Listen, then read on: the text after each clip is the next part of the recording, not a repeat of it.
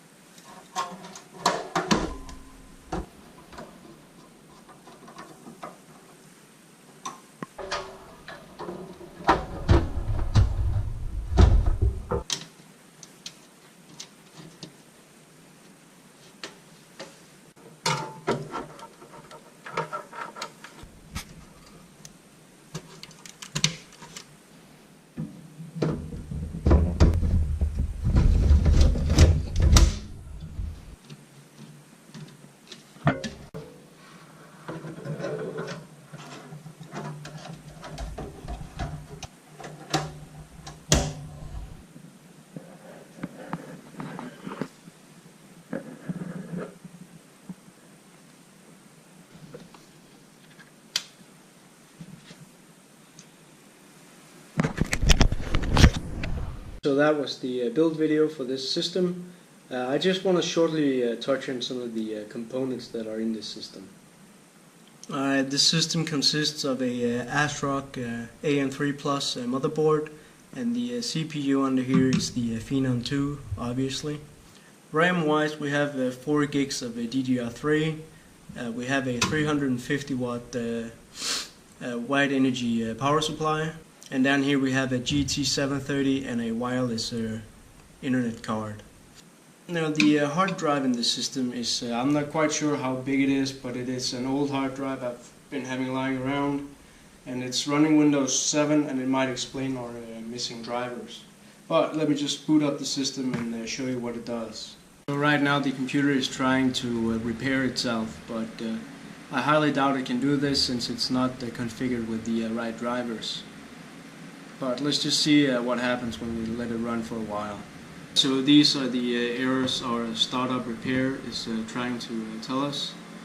These don't really tell me much, but I'm gonna look them up anyways. Alright, so I think I may have found our issue. It says here that the root cause has been found, and it's an unspecified change in system configuration. And I am reading this as it's the motherboard driver that is not installed yet, so I'm gonna have to figure a way to do this. To ensure that I wasn't experiencing a hardware related problem, I switched out the Windows 7 hard drive for one with Linux on it, and let me show you. As you can see, the Linux hard disk actually works, so it is definitely a software related issue. Most likely are missing drivers. I finally gave up on getting Windows 7 to work on this system, unfortunately, but I just really didn't feel like it was worth my time battling it, so instead I opted to install the Windows 10 instead.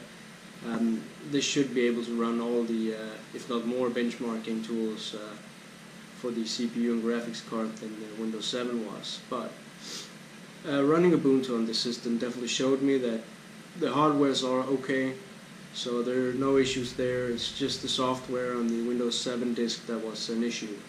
But we're going to Windows 10, and when I'll be back, we'll be ready to benchmark.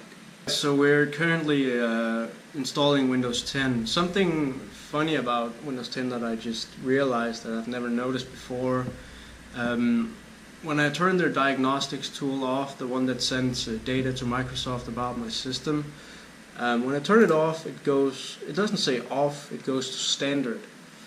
And I'm gonna have to see if I can't turn this completely off. I don't like Microsoft digging around in my computer. And just like that, we've got Windows 10 up and running. I'm just gonna go straight ahead and start downloading the benchmarking tools. Alright, so the system is running pretty well, I have to say. So it's time to skip to the benchmarking. Now for benchmarking, I'm going to use Cinebench and Counter-Strike Global Offensive, and there's the dedicated video software tool in Counter-Strike Source. And I also thought I'd do the Resident Evil 6 benchmarking tests. So without further ado, let's get started. Now throughout this entire test I will have Core Temp 1.7 running in the background. This will give me an idea of how hot the CPU gets during testing. Alright, so currently we are running Cinebench. A little bit slow, but I'm expecting we're going to be around 150 or maybe 200 points, but guess we're going to see. Alright, so Cinebench is complete and we managed to score 160. Now I did score 163 yesterday, but I think that's because I didn't have a Core Temp running. So, but yeah, around 160, 163 for the Phenom II processor. Alright, so we're currently running the Counter-Strike Source integrated graphics test. I have also the settings set to maximum.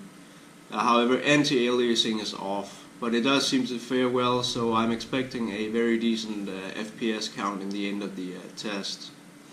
The FPS count is 237.39, which is way above what I had imagined, but yeah, that's pretty decent for this system. Let's see what Half-Life 2 does. The Half-Life 2 Lost Coast graphics test is also set to high settings, and again anti-aliasing is off. It does seem like it's running fairly well, so I'm expecting a very decent FPS count again.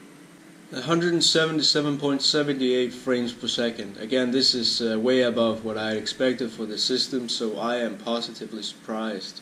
Let's try Counter-Strike Global Offensive. So Global Offensive is set to a mixture of high and medium details. So far it's actually playing very, very well. Once again, I'm very happy about this system. Let's try the Resident Evil 6 benchmarking test. Now we're running the Resident Evil benchmarking tool.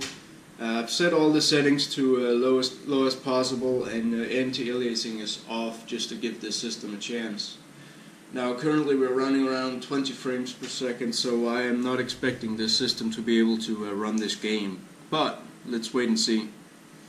And the scores are in, and we got a score of 2075, and according to the game itself, the game does work, but it may considerably slow down during gameplay, so probably not a very great system for Resident Evil 6, but a capable system nonetheless. According to Core Temp, our maximum temperature during the entire testing period was 44 degrees Celsius. I'm not sure how accurate this is, it doesn't really sound right, but if it is, it means the cooler is doing a very, very good job. Now in my opinion, this system did way better than I had expected, and I'll have to say that for esports title it's actually looking pretty good. However, for heavier gaming it's not that that great. Now I did use the system a little bit last night before I did all the benchmarking and all that, and I'll have to say it ran pretty good. You know, watching YouTube and browsing the internet, it did very, very well.